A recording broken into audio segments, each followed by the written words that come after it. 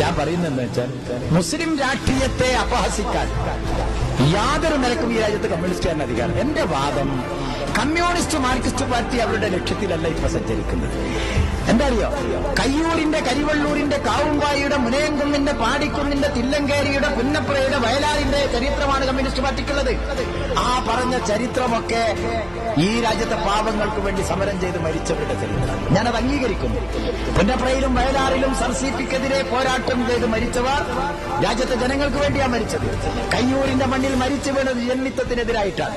കരിവള്ളൂരിൽ നിങ്ങൾ മരിച്ചത് ജന്മിത്വത്തിനെതിരായിട്ടാണ്.